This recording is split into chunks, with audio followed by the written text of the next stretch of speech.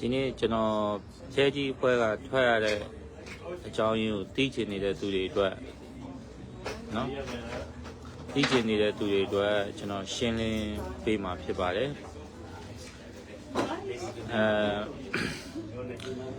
အဓိကတော့ကျွန်တော်တို့ဖြဲကြီးညီကိုတွေပေါ့နော်အဖွဲ့မှာဆိုလို့ရှိရင်အားလုံးကစကားကိုအေးစစ်စစ်ရှင်းလို့ရတယ်ပြောပြလို့ရတယ်နော်ဘယ်ကိစ္စမဆိုဟာလာဟိုတိုင်တိုင်မင်မင်နဲ့လုပ်လို့ရတယ်ပြောလို့ရှိရင်လည်းသဘောပေါက်လွယ်တယ်ပေါ့နော်သဘောပေါက်လွယ်တယ်ဒါပေမဲ့အဓိက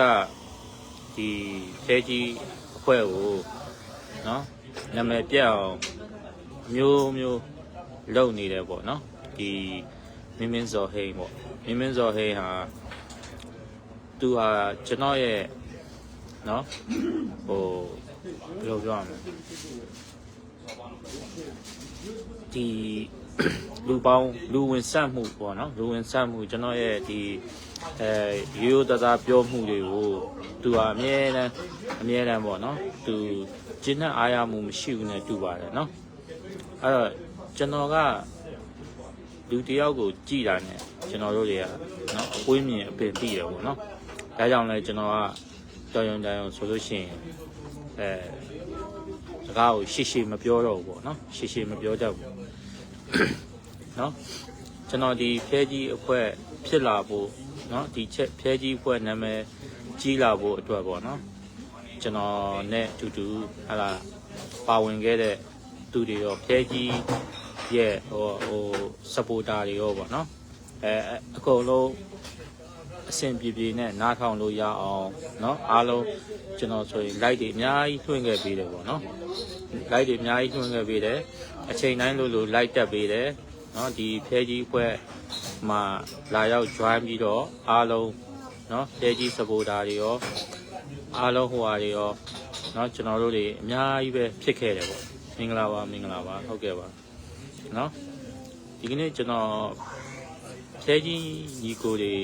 တချို့ညီကိုတွေတော့ကျွန်တော်အရန်အားနာပါတယ်เนาะဘာလို့ဆိုတော့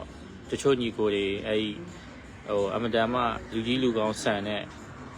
လူတွေလည်းရှိတယ်ပေါ့เนาะအဲ့တော့ဟိုစကားပြောတဲ့အခါမှာလည်းတယောက်နဲ့တယောက်ငင်းချင်းခုန်ချင်းမရှိဘူးပေါ့เนาะအဲ့ဒီအတွက်ကြောင့်ကျွန်တော်ပထမဆုံးအခုဒါဟိုပါပေါ့ဒါမဇူးလည်းရှိတဲ့အချိန်ပေါ့เนาะကျွန်တော်ပြောပြလိုက်မယ်ပေါ့เนาะဘာလဲဆိုတော့ကျွန်တော်ဒီ2021 2022လောက်မှာ2022လောက်မှာမသိဘူးเนาะကျွန်တော်ဒီတေမင်းတမန်တို့အဖွဲ့ကိုเนาะကျွန်တော်တည်တယ်ပေါ့တည်တဲ့အခါမှာကျွန်တော်တေမင်းတမန်တို့အဖွဲ့ကိုလှူဖို့တန်းဖို့ပေါ့เนาะအဖွဲ့လေးကိုဟိုကျွန်တော်တို့ထောက်ပံ့ဖို့အတွက်ပြောတဲ့အခါမှာလည်းဒီမင်းစော်ဟင်းကစပြီးတော့ပေါ့เนาะဟိုဖြတ်တာပေါ့เนาะဖြတ်တာပေါ့သူမှာဟိုအဖွဲ့တစ်ဖွဲ့ထောင်ထားတာကိုလည်းကျွန်တော်တို့လုံးဝမပြောဘူးပေါ့နော်အဖွဲ့တစ်ဖွဲ့ထောင်ထားတာလည်းလုံးဝမပြောဘူးမြေပြင်မှာပေါ့နော်သူလူတန်းနေတဲ့အဖွဲ့တစ်ဖွဲ့ပေါ့အဲ့ဒီအဖွဲ့ကသူထောင်ထားတာပေါ့ဗျာသူကအဲ့ဒီအဖွဲ့မှာသူကဟိုပါပေါ့ဟိုသူခိုင်းလို့ပြုလို့ရတဲ့ကောင်လေးတယောက်ရှိတယ်အဲ့ကောင်လေးကလည်းသူကဖိုးခွားပေါ့သူ့နာမည်ကတော့နော်သူ့နာမည်ကဖိုးခွားအဲ့ကောင်လေးရှိတယ်အဲ့အဖွဲ့ရှိတဲ့အတွက်ကြောင့်သူကဘာလဲဆိုတော့ဟိုကျွန်တော်တို့လည်းသူမဲမဆွဲရဲဘူးပေါ့နော်အဲ့လားနောက်ဆုံးတော့ဟိုဘာလဲဆိုတော့ဒီတင်မင်းတမန်တို့အဖွဲ့ကိုပေါ့နော်လူတန်းလို့ဘို့အတွက်ကိုသဘောတူညီချက်ကိုမရဘူးဆိုတော့ကျွန်တော်တင်မင်းတမန်တို့အဖွဲ့ကိုကျွန်တော်ကိုယ်ကိုပဲကျွန်တော်ကိုတန်းထိုင်တဲ့ဘက်ကပဲကိုပါဝင်နေတယ်နောက်ဆုံးကျွန်တော်တို့အဖွဲ့တွေကနော်ဖြဲကြီးကိုတယောက်ကလည်းဒီလိုပဲနော်ဟိုတင်မင်းတမန်တို့အဖွဲ့ကိုလူဖို့အတွက်เนาะကျွန်တော်တို့သဘောတူတယ်ဒါပေမဲ့ဂျန်တဲ့သူတွေကိုသူကနေပြီးတော့မဲဆွဲလိုက်တယ်ပေါ့เนาะထားပါဒါကတော့ပြဿနာမရှိပါဘူးเนาะဟိုအဲ့အဖွဲ့ဘယ်လိုပြတ်သွားလဲဆိုတာလည်းကျွန်တော်ရှင်းပြမယ်ပေါ့เนาะဟိုအဓိကတော့ဘာလဲဆိုတော့အခုဖြစ်သွားတဲ့အကြောင်းရင်းเนาะကျွန်တော်ကလူကြီးတယောက်အနေနဲ့ပေါ့เนาะသူတို့ရဲ့မှားယွင်းနေတဲ့ဟာတွေကိုကျွန်တော်တားရနေပြီးတော့မှကျွန်တော်ကိုဆဲဆိုပြီးတော့မှကျွန်တော်ကိုဟိုပြောင်ကြီးဆိုပြီးတော့မှမင်းစော်ဟင်းဟာ တတိပေးချက်နဲ့အတူပေါ့ကျွန်တော်သူကဘာပြောလဲဆိုတော့ပြောင်ကြီးမင်းခွေးတွေနဲ့ဘလူးပလဲလုံးရင်နော်ဒီတစ်ခါဆိုရင်တော့မင်းဟိုငါဟာလာဟိုအဖွဲ့တွေကထုတ်မယ်ဆိုပြီးတော့ဒီကောင်ကကျွန်တော်ပြောတယ်ပေါ့အဲ့တော့ကျွန်တော်ဒီတငယ်နဲ့စားမဟုတ်ပါဘူးเนาะကျွန်တော်ခွေးမောင်းလာတာဘယ်လောက်ထိကြာခဲ့ပြီဆိုတာအားလုံးသိပါတယ်เนาะဒါကိုဒီကောင်ကကျွန်တော်ရိုင်းပြစွာနဲ့ကျွန်တော်အဖွဲ့တွေကထုတ်မယ်ဆိုတဲ့အချိန်ပေါင်းများစွာဒီကောင်ပြောခဲ့တာရှိပါတယ်เนาะကျွန်တော်ချိန်တီးခံခဲ့ပါတယ်ဒီကောင်ကျွန်တော်အချိန်လဲတောင်းပန်ခဲ့ရပြီးပါတယ်အဲ့တောင်းပန်ပြီးလိုက်เนาะတောင်းပန်ပြီးတိုင်းမှာလဲသူ့ရဲ့စိတ်ထဲမှာမကျေနပ်တာတွေကအများတန်းရှိနေတယ်ပေါ့အဲ့တော့ကျွန်တော်ကဒီအောက်ကညီကိုမောင်နှမတွေကိုကျွန်တော်ပြောချင်တာကျွန်တော်ကခွေးနဲ့ဘလူးပလဲလှုပ်ရှားလာဟမ်ကျွန်တော်ကကိုပြူဟာနဲ့ကိုเนาะဒီခွေးဟုတ်နေတဲ့နောက်မှဟလာကိုပြူဟာနဲ့ကိုစကားပြောတဲ့ကိစ္စတွေရှိပါတယ်အဲ့ဒီဟာတွေကိုဒီကောင်ကကျွန်တော်ကိုသူများနဲ့အထင်မြင်လွဲအောင်ပေါ့เนาะကျွန်တော်ခွေးကိုကျွန်တော်ကပဲဟိုဟာဖြစ်တယ်ဆိုရယ်ပုံစံမျိုးနဲ့ပေါ့နော်ဒီလိုတွေကျွန်တော်ကိုလူရှိမှာပြောတယ်ဟိုကျွန်တော်ကိုအဲဒီ line ပေါ်မှာပေါ့ဗျာTikTok line ပေါ်မှာပေါ့ဒီကောင်ကကျွန်တော်ကိုဟိုကျွန်တော်ထက်အများကြီးငယ်ပါတယ်နော်ဒါပေမဲ့ဘာလဲဆိုတော့အမတန်မှဟိုစိတ်ရုပ်စိတ်မှရှိတယ်ပေါ့နော်သူ့မှာစိတ်ရုပ်စိတ်မှနဲ့ကျွန်တော်ပြောခြင်းဖြစ်တယ်ပေါ့ဒါကိုကျွန်တော်လက်မခံနိုင်ဘူးနော်အဲ့တော့ကျွန်တော်အခုဖြစ်နေခြင်းဟာလေဖဲကြီးညီကိုတွေနဲ့ဖြစ်နေခြင်းမဟုတ်ဘူးအဲ့တော့ဒီຫນွေဦး fighter ဆိုပြီးတော့မှเนาะသူတို့ဒီအဖွဲ့တစ်ဖွဲ့ထောက်နေပေါ့ပထမကတော့အဲ့အဖွဲ့မှာကျွန်တော်ပါလိုက်သေးတယ်เนาะပါလိုက်ပြီးတဲ့အချိန်မှာကျွန်တော်တို့အကြောင်းတစ်ခုကြောင်းပေါ့เนาะကျွန်တော်သူကအဲ့လိုပေါ့ဟိုသူကဘာလဲဆိုတော့သူနဲ့တဲ့နေလို့ရှိရင်အဲ့လူတွေကိုသူအကုန်ကာကွယ်เนาะသူနဲ့မတဲ့တော့ဘူးဆိုရင်ကျွန်တော်ကနေပြီးတော့ဒီလေအဲ့လိုမလုပ်ပါနဲ့เนาะဟိုပြန်ခေါ်လိုက်ပါဟိုရံမဖြစ်ပါနဲ့ဆိုရင်တော့မှမရဘူးသူကအဲ့လူကိုသူပို့ဆိုပဆက်ပြောပြီးတော့သူတောင်းလည်းမတောင်းမှန်းဘူးအဖွဲ့တွေကထုတ်ပလိုက်တယ်အဲ့လိုမျိုးတွေသူကလောက်တာပေါ့နော်အဲ့တော့ထိုင်းမှာလူငယ်လေးတွေရှိတယ်အဲ့လူငယ်လေးတွေကနော်သူနဲ့နည်းနည်းကြောက်ကစားဖြစ်ပြီဆိုလို့ရှိရင်အဲ့လူငယ်တွေကိုသူထုတ်ပလိုက်ပြီအဖွဲ့တွေကနေကျွန်တော်အောက်ကနေသွားပြီးတော့ညီလေးအဲ့လိုမလုပ်ပါနဲ့နော်ကျွန်တော်ပြောတာအဖွဲ့တစ်ဖွဲ့ထောင်ရင်တာဝန်ယူမှုတာဝန်ခံမှုရှိရတယ်ဗျနော်အဲ့ဒီအဖွဲ့မှာပြီးတော့အားလုံးကတော်လန်ရေးအတွက်ဝင်ပြီးပူးပေါင်းတဲ့အဖွဲ့တွေပဲဖြစ်ကြတယ်ဖြစ်တဲ့အခါမှာလူကြီးလူကောင်းဆန်ဆန်နဲ့နော်ဟိုပြောရမယ်သူကလူကြီးလူကောင်းမှမဟုတ်တာဗျနော်ဒီကောင်လေးကဟိုပညာလည်းမတတ်ဘူးလေနော်မင်းစော်ရင်ကပညာလည်းမတတ်ဘူးသူ့ရဲ့ဒီနောက်ခံအကြောင်းကျွန်တော်ပြန်ကြည့်လိုက်တဲ့အခါမှာလည်းသူဒီမွတ်စလင်လူမျိုးတယောက်ဖြစ်ပင်မဲ့လို့မွတ်စလင်ရဲ့ချမှတ်ထားတဲ့ဘာသာမှာချမှတ်ထားတဲ့ဝတ္တရားတွေကိုလည်းသူကြည်ပြောင်းမထမ်းဆောင်ဘူးပြောရမယ်ဆိုရင်ဗျာတရဏဂုံပြတ်တယ်လို့ခေါ်ရဗျနော်တရဏဂုံပြတ်တယ်ပေါ့နော်ဒီမွတ်စလင်တယောက်ဖြစ်ပြီးတော့မှဘာသာတရားရဲ့အဆုံးအမကိုလည်းမခံယူအဲ့တော့ဘာသာတရားကင်းမဲ့နေတယ်ပေါ့နော်အဲ့လိုလူတယောက်ဖြစ်တဲ့အတွက်ကြောင့်အမတန်မှဆုံးမရအခက်ပါတယ်နော်ဒုပ္ပစလူမျိုးပေါ့ဒုပ္ပစဆိုတာဆုံးမရမလွယ်ကူတဲ့သူပေါ့နော်အဲ့တော့ကျွန်တော်တို့ကိုသူက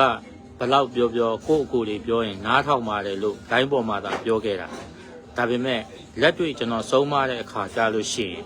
ကျွန်တော်ကိုဒိုင်းပေါ်မှာတော့မှနော်အကိုရေးလို့သူရင်ကြီးခေါ်ပြီးတော့စကားမပြောနိုင်ဘူးနော်ဘာလို့ပြောလဲဆိုရင်ကျွန်တော်ကိုဟဲ့ကောင်ပြောင်းကြည့်ဟမ်မင်းတတိထားနော်ဆိုတော့ကျွန်တော်ရဲ့ဟိုနာမည်ကိုဖျက်ခဲ့တာသူပါပဲเนาะဒီပြောင်ကြီးနဲ့စပြီးတော့ကျွန်တော်မယုံမသေးလောက်ခဲ့တာသူပဲတစ်ချိန်ကတော့နောက်ပြောင်ပြီးခေါ်ခဲ့တာကိုကျွန်တော်လက်ခံပါတယ်เนาะဒါပေမဲ့ဒီကောင်ကကျွန်တော်ကိုမုန်းတီးတဲ့စိတ်ဖြစ်နေတယ်ဆိုတာကျွန်တော်သိပါတယ်ဘာဖြစ်လို့လဲဆိုတော့ဟိုပါပေါ့သူ့ရဲ့စိတ်မှာကျွန်တော်အရန်ပေါ့ဟိုချီကျူးခံနေရတာတွေအဖွဲ့ထဲမှာကျွန်တော်ဟိုဘယ်လိုပြောရမလဲစကားပြောတာတွေနောက်သူနဲ့ကျွန်တော်နဲ့ဇယိုက်ချင်းကလည်းမတူဘူးဗျနော်မတူတဲ့အခါကျတော့သူ့မှာအတွင်းစိတ်ကပေါ့ကျွန်တော်ပေါ်မှာမနာလိုခြင်းဝင်တိုခြင်းเนาะအဲ့လားကြီးဖြစ်နေတာပေါ့အဲ့တော့ကျွန်တော်ဘာပဲလုပ်လို့သူကကျွန်တော်ကိုဘာနဲ့ဆွဆွဲလဲဆိုရင်ဒီချိန်ကတီးတဲ့အတိုင်းပဲဗျာ တော်လန်ရေးကိုဟာလာဟိုဆွဆွဲနိုင်စရာဆိုလို့ဒလန်ပေါ့ဗျာသိရမလားဒလန်နဲ့ဆွဆွဲအောင်နော်အဲ့တော့ဟိုကျွန်တော်ကသူပြောသလိုသူပြောတိုင်းကျွန်တော်ကဒလန်ဖြစ်သွားတဲ့လူမှမဟုတ်တာနော်အဓိကတော့ဗျာຫນွေဦးဖိုက်တာအခွဲထူထောင်တယ်အဲ့မှာတာဝန်ယူမှုတာဝန်ခံမှုဘာမှမရှိဘူးဆဲတာမှလေတကယ်ဟိုဘယ်လိုပြောရမလဲကျွန်တော်ပြောရလေခွေးတွေကိုဆဲပြဿနာမရှိဘူးနော်အေးနောက်ဆုံးထောက်ပို့တွေကိုဟလာတကယ်ဟိုဆဲမယ်ဆိုရင်တော့မှဟိုဥမာဗျာကျွန်တော်ကဒေါ်ရိုစီနဲ့ရန်ဖြစ်ခဲ့တယ်အန်နီရိုစီနဲ့ပေါ့နော်ရန်ဖြစ်ခဲ့တယ်နော်ဒါပေမဲ့ဗာလဲအန်နီရိုစီကပို့ဆိုပတ်ဆက်ကျွန်တော်တို့ရဲ့လူကြီးတွေကိုဆဲတယ်ပြောတယ်ဝေဖန်တယ်အဲ့ဒီအတွက်ကြောင့်ကျွန်တော်တိုက်ခိုက်တာပဲရှိတယ်နော်ဟိုကျွန်တော်ပြောပြီးရင်ကျွန်တော် like တစ်လိုက်နှစ်လိုက်လွှင့်ပြီးရင်ကျွန်တော်ဇက်တိုက်ပြောမနေတော့နော်ဒါပေမဲ့ကျွန်တော်ကဗာလဲဆိုတော့ဒီဟိုသူ့အကြောင်းတိလာတဲ့အခါမှာပေါ့နော်သူဒီကျွန်တော်ရဲ့ဂုံတိတ်ခါကိုညှင့်တက်အောင်မလုပ်ပေးဘဲနဲ့ကျွန်တော်ရဲ့ဂုံတိတ်ခါကိုကြောက်ကိုလွင်ရလိုင်းပေါ်မှာဆဲဆိုပြီးတော့နော်ဆက်ဆံပြောဆိုနေတယ်ဖြစ်အောင်အချိန်ပေါင်းများစွာပေါ့နော်ဆိုကျွန်တော်ကိုဘယ်လောက်ထိပြောခဲ့လဲဆိုရင်ဒီ live လွှင့်ပြီးရင်ကင်မရာကိုတေချာကြည့်ပြီးရင်တေချာဆဲဆိုပြီးတော့မှနော်ကျွန်တော်အဲ့လိုမျိုးကျွန်တော်ကတော့ယူသားတဲ့စိတ်နဲ့ပေါ့နော်ကျွန်တော်မသိခဲ့ဘူးပေါ့နော်ကျွန်တော်အဲ့လို YouTube တွေတင်မယ်သိရမလားဒီလိုမျိုးဟိုပါပေါ့ရည်စရာတွေလုပ်မယ်လို့ကျွန်တော်မသိခဲ့ဘူးပေါ့နော်ဒါအမှန်တိုင်းပြောတာပါဆိုတော့ဒါလည်းတစ်ခေါက်တော့ပြဿနာတက်တော့လည်းပြောခဲ့ပြီးပါပြီဒါလည်းပြဿနာမရှိပါဘူးပြီးသွားပါပြီအခုဒီထိုင်းနိုင်ငံမှာပေါ့နော်ထိုင်းနိုင်ငံမှာပရာဟိတဆိုပြီးတော့မှအရန်ပေါ့နော်ဟိုထိရောက်လှုပ်ပေးနေတဲ့နော်တွဲတော်လက်ဆိုတဲ့အဖွဲ့ရှိပါတယ်အဲ့ဒီအဖွဲ့ကပြည်တွင်းပြည်ပနော်အကုန်လုံးပရာဟိတအနေနဲ့သူတို့တွေတေးချာနဲ့နော်လူတန်းပေးနေတဲ့အဖွဲ့ဖြစ်ပါတယ်ဒါပြည်တွင်းထဲမှာဒီစစ်ပေးရှောင်တွေရောအကုန်လုံးလူတန်းပေးနေတဲ့အဖွဲ့ကိုအဲ့ဒီအဖွဲ့ခေါင်းဆောင်ကိုပေါ့နော်တိုက်ခိုက်တာပေါ့တိုက်ခိုက်တဲ့အခါမှာလဲရမ်းဆန်းကြီးတိုက်ခိုက်တယ်ဗျာသိလားအဲ့ဒီအဖွဲ့နဲ့လဲကျွန်တော်နဲ့အရန်ရင်းနှီးတာကိုလဲသူသိတယ်အဲ့တော့ကျွန်တော်ဒီထိုင်းနိုင်ငံမှာဘယ်အဖွဲ့မှာပဲဖြစ်ကျွန်တော်စကားတက်ပြောလို့ရတယ်ကျွန်တော်ကိုမော်နီတာပေးတယ်ကျွန်တော်ကိုဦးစားပေးတယ်ဒါတွေကိုလဲသူ့စိတ်မှာမရှုမလှဖြစ်ချင်လဲဖြစ်နေမှာပေါ့နော်အဲ့တော့ဟိုဘယ်လိုပြောရမလဲကျွန်တော်ကိုသူဆွဆွဲနိုင်ကြဆိုလို့နော်ဒီပေါ့ဟိုဘောမတွေနဲ့အဆက်အသွယ်လုပ်တယ်လို့ဘာလို့ညာလို့ ਨੇ အဲ့လိုမျိုးလေးပေါ့ဆွဆွဲတာပေါ့ဗျာနော်ဆွဆွဲတာပေါ့ဟိုကျွန်တော်ဒီခလေးမဟုတ်ဘူးဗျနော်သူပြောတယ်လို့ကျွန်တော်ခလေးမဟုတ်ဘူးနော်ကျွန်တော်မှအုံနောက်ရှိတယ်ဒီကောင်ကကျွန်တော်တဲ့အများကြီးငယ်တယ်နော်အဲ့တော့သူကကျွန်တော်ကိုဒါမလုံးနဲ့ဟိုဟာမလုံးနဲ့ဟိုဟာနဲ့မပတ်သက်နဲ့ပြောရအောင်ကျွန်တော်ကခွေးတွေကိုကျွန်တော်ကသတင်းပေးနေတဲ့ကောင်လည်းမဟုတ်ဘူးနော်ကျွန်တော်ကဒေါ်လာရေးအတွက်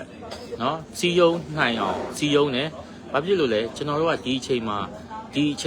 ကျွန်တော်တို့ရဲ့ဒီဒေါ်လာရေးอ่ะပေါ့နော်ကျွန်တော်တို့က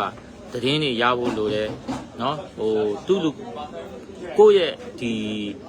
ဟိုပါပေါ့လိုအပ်တဲ့သတင်းတွေကိုလည်းကိုကနှိုက်ထုတ်ဖို့လိုတယ်နော်ဒါတွေကိုကိုတွေကအမြဲတမ်းစူးစမ်းတယ်ပေါ့နော်စူးစမ်းတယ်ဘာဖြစ်လို့လဲဆိုတော့ဟိုနောက်ဆုံးပြတိုက်ခိုက်နေခြင်းကိုလာတိုက်ခိုက်နေလို့ရှိရင်နော်ဟိုဘယ်လိုပြောရမလဲအလုပ်လုပ်ရတာရှေ့ကိုမရောက်ဘူးပေါ့နော်အဲ့တော့ကျွန်တော်တို့ကစစ်ခွေးကိုတိုက်ခိုက်ရမှာလေစစ်ခွေးကိုတိုက်ခိုက်ရမှာဖြစ်တဲ့အတွက်ကြောင့်နော်ဒီလူတွေကိုတွားပြီးတော့မှလွင့်ထွက်သွားအောင်လုပ်လို့မရဘူးဗျနော်လွင့်ထွက်သွားအောင်လုပ်လို့မရဘူးအဲတချို့ကိစ္စတွေကိုကြားတော့နော်သူကကျွန်တော်ကိုဟိုဘယ်လောက်ထိဆွဆွဲလဲဆိုတော့နော်ငွေကြေးတဲ့ပတ်သက်ပြီးတော့ကျွန်တော်ကစားနေတယ်ဆိုတဲ့ပုံစံမျိုးနော်ဒီလူတွေရှိကနေကျွန်တော်ငွေကြေးစားနေတဲ့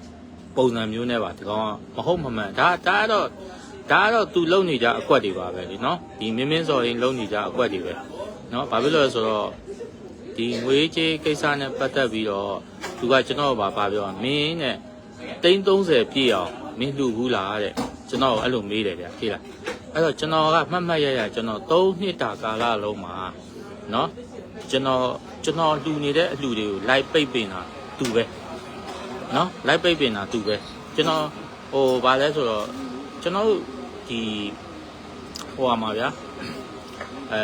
ပြည်တွင်းထဲမှာစင်းရဲတဲ့သူတွေရှိတယ်နော်အဲ့စင်းရဲတဲ့သူတွေကိုလှူရင်လည်းလှူလို့ဆိုပြီးတော့နော်ဟာအဲ့ဒါတွေ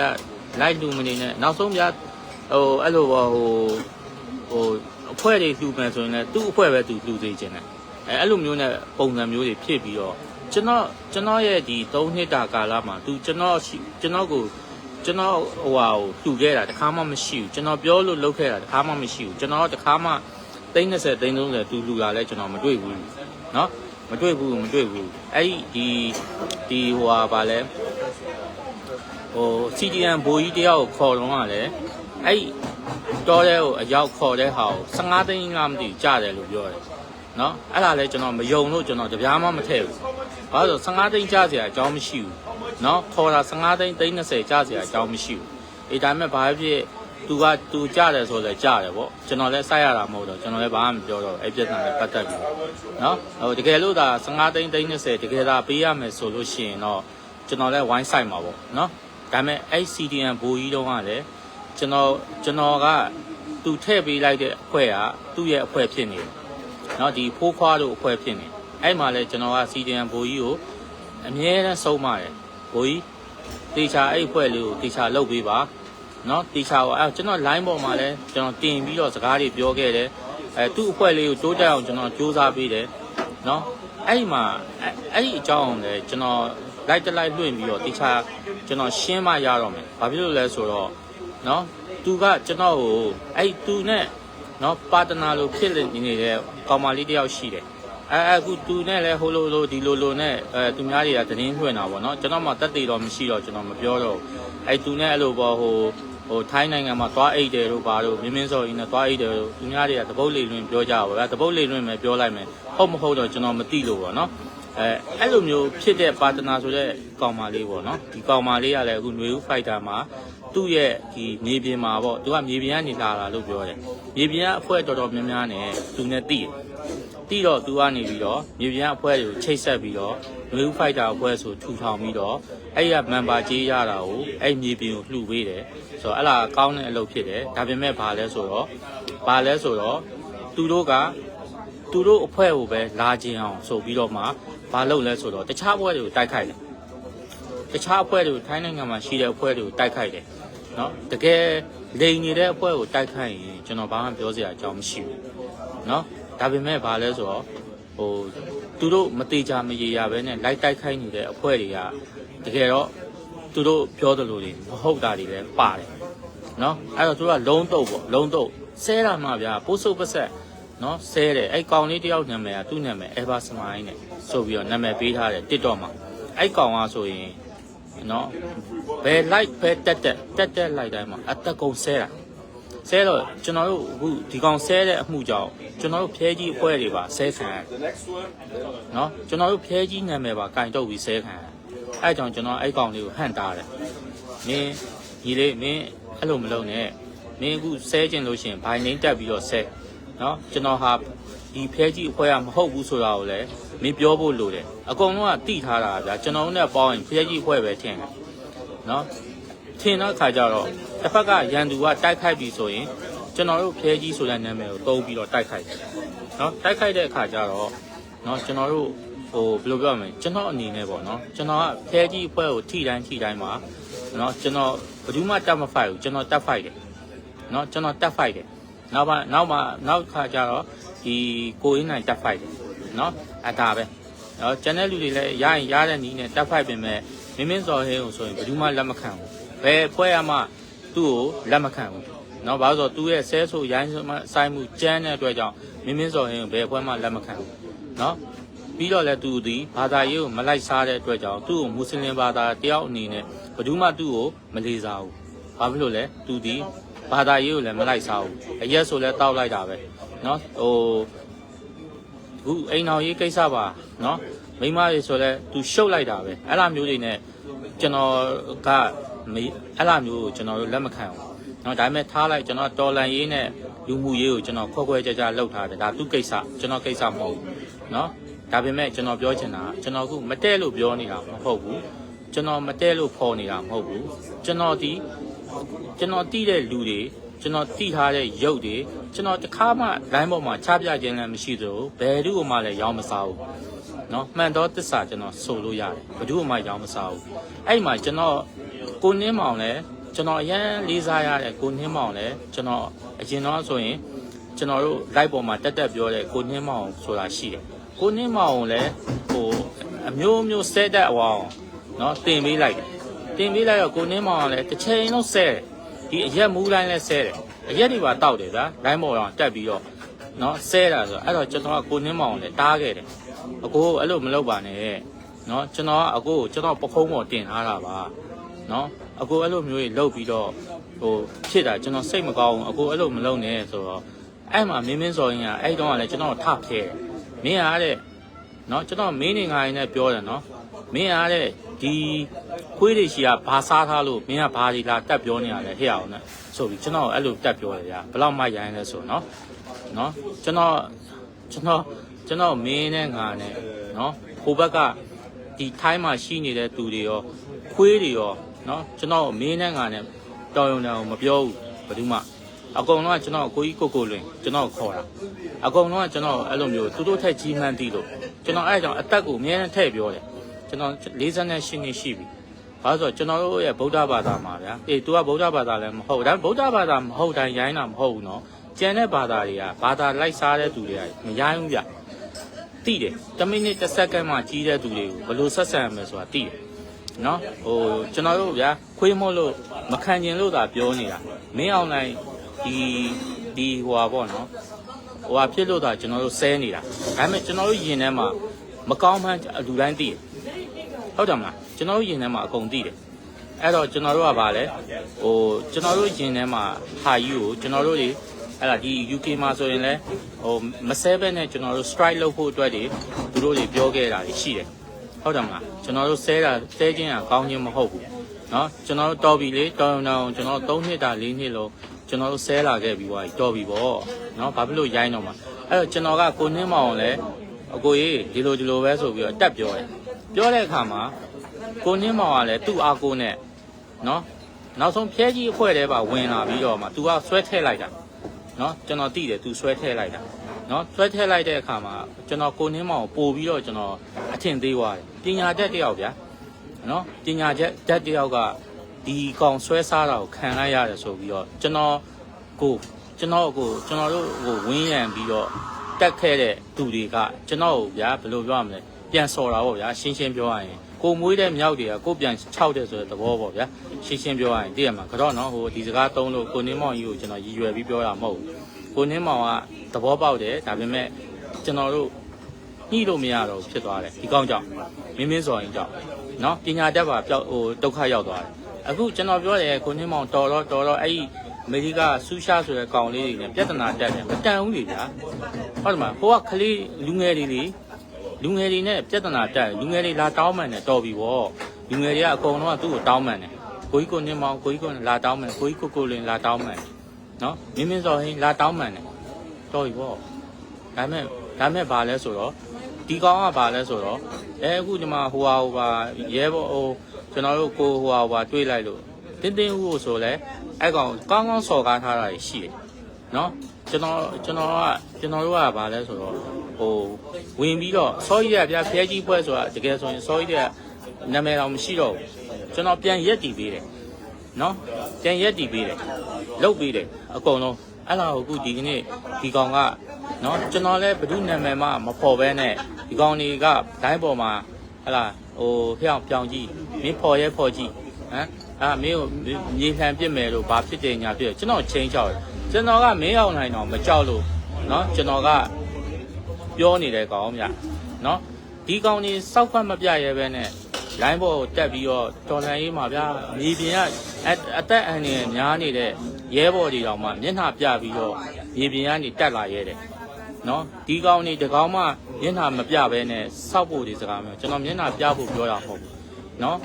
်ဟိုချင်းအောင်တွေကနေလက်သီးဖုံးမထောင်နဲ့နော်မရဘူးကျွန်တော်လာပြီးတော့အဲ့လိုလုပ်လို့နော်အဲ့တော့ကျွန်တော်ပြောတာရှင်းလေးကျွန်တော်ကအခုခဲကြီးဖွဲကမထွက်ဘူးဆိုရင်ထိုင်းနိုင်ငံလူတွေမလေးရှားနိုင်ငံလူတွေစင်ကာပူနိုင်ငံလူတွေအကုန်လုံးကအခုဆိုရင် ဒီဖျဲကြီးပါထည့်ပြီးဆဲနေပြီနော်ကျွန်တော်အားနာတဲ့သူတွေကကြတော့ဟိုဖျဲကြီးအဖွဲ့မှာကိုလွင်းမပါပါဘူးမပါတကယ်တော့ဖျဲကြီးအဖွဲ့မှာမပါဒီမဆဲတဲ့သူတွေအများကြီးပဲနော်ဖျဲကြီးအဖွဲ့မှာမဆဲဘဲနဲ့ကောင်းကောင်းမွန်နဲ့ပြောနေတဲ့သူတွေရှိတယ်အဲ့လူတွေကိုပါအခုထိနေပြီအကုန်လုံးကအဲ့လူတွေထွက်မထွက်ဆိုတာတော့ကျွန်တော်မသိဘူးကျွန်တော်ကတော့ထွက်တယ်ဘာဖြစ်လို့လဲကျွန်တော်ကဖျဲကြီးဖွဲ့ကမထွက်လို့ရှိရင်ကျွန်တော်နာပေးနေအောင်ဟုတ်တယ်မလားဒီငခုံးမတကောင်ကြောင့်ကျွန်တော်တစ်လေလုံးအပုတ်မခံနိုင်ဘူးเนาะတကယ်ဆိုလို့ရှိရင်အဲ့ဖျဲကြီးအဖွဲ့ကနေအဲ့ကောင်ထုတ်ရမှာမင်းစော်ဟင်းကိုထုတ်ရမှာเนาะအဲ့တော့ဒီကောင်ကဘာလဲဆိုတော့ page ထောင်ထားတယ် page ထောင်ပြီးတော့तू ကဒီဖျဲကြီးအဖွဲ့ကိုထောင်ထားတာပါဆိုပြီး तू ကလှုပ်တယ် तू ခေါ်လို့ပေါ့ဗျာကျွန်တော်တို့ကဖျဲကြီးအဖွဲ့ကိုရောက်တာကိုသင်ခံလိုက်ကျွန်တော်အဲ့လိုပဲပြောလိုက်မယ်เนาะမင်းခေါ်လို့ဖျဲကြီးအဖွဲ့ကိုရောက်တယ်ဆိုတာเนาะမင်းကငါပြောလိုက်မယ်ဖျဲကြီးအဖွဲ့ကိုရောက်တိုင်းမင်းဒီဖျဲကြီးအဖွဲ့နာမည်ရဖို့ဆိုတာဘယ်သူကလှုပ်တာလဲနော်ဘယ်သူကလှုပ်တာလဲဟမ်မင်းဒီဖျဲကြီးအဖွဲ့ကိုဘယ်သူကနေပြီးတော့ချိုးချိုးဆဆနဲ့ဟမ်ဟိုတစ်ချိန်လုံးဖျဲကြီးအဖွဲ့ဆိုပြီးတော့မှဘာမှဟိုနိုင်ငံရေးမပြောတတ်ဘာမပြောတတ်နဲ့မင်းကိုနောက်ွယ်ရနေပြီးတော့ဘယ်သူမင်းကိုနိုင်ငံရေးပြောပေးနေလဲမင်းအထီဆုံးမှနေလေနော်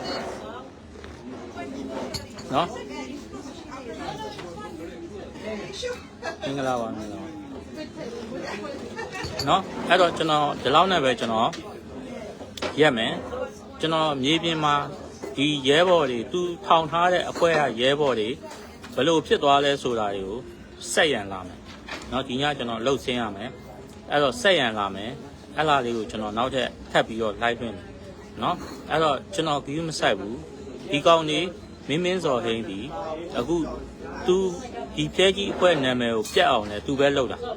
เนาะသူပဲလှုပ်နေတာအခုဘာလို့ဆိုတော့ຫນွေဦး fighter အဖွဲဆိုပေါ်လာပြီးတော့မှထိုင်းနိုင်ငံလူတွေကိုအကုန်လုံးတိုက်ခိုက်နေเนาะလူတိုင်းကိုတုတ်တာเนาะတုတ်တဲ့အတွက်ကြောင့်အဲ့ဒီຫນွေဦး fighter အဖွဲ့ကြောင့်ဘာဖြစ်လဲဆိုတော့အဲ့တော့မြေပြင်မှာရှိနေတဲ့ရဲဘော်တွေလဲပေါ့เนาะဒီຫນွေဦး fighter အဖွဲ့ကိုခင်ဗျားတို့လက်ခံပြီးတော့ဟလာဒီရန်ပုံငွေယူနေတဲ့ရဲဘော်တွေလည်းသတိထားကြပါเนาะကျွန်တော်ပြောပြီเนาะသတိထားကြပါဘာဖြစ်လို့လဲဆိုတော့အရင်ကနာမည်ပြက်နေပါပြီเนาะအဲ့တော့ဘာမှမဖြစ်ဘူးဒီမြေပြင်ကရဲဘော်တွေဟိုပတ်စံရဖို့တော့အဓိကပဲဘာမှမဖြစ်ဘူးဘယ်လိုပဲဖြစ်ဖြစ်ပတ်စံရဖို့အဓိကပဲမြေပြင်မှာပတ်စံလိုတယ်เนาะမြေပြင်မှာပတ်စံရဖို့လိုတယ်ဒါပေမဲ့သတိထားဖို့တော့ကျွန်တော်ပြောတယ်เนาะဘာလို့ဆိုတော့မကျင်တဲ့တလို့ဟိုစော်မှာเนาะအဲ့တော့သတိထားဖို့အားလုံးเนาะအဲ့တော့ဟိုຫນွေဦး fighter အဖွဲ့ကိုเนาะကျွန်တော်ဒီဟိုမှာတွားကြည့်ပါကျွန်တော်ပြီးရင်ဟိုကတင်ပေးမယ်เนาะ Facebook မှာတင်ပေးမယ်เนาะဒီຫນွေဦး fighter အဖွဲ့သူတို့ရဲ့ logo ပါကျွန်တော်တင်ပေးမယ်เนาะအဲ့မှာပါတဲ့ညီကိုတွေလည်းเนาะကျွန်တော်ပြောမယ်ဝေးရရှောင်းပါเนาะဝေးရရှောင်းကြပါမင်းတို့လည်းဒီငခုံးမတကောင်ကြောင့်တစ်ထေလုံးမပုတ်ပါစေနဲ့ဟုတ်ကဲ့ပါကျွန်တော်ကလေ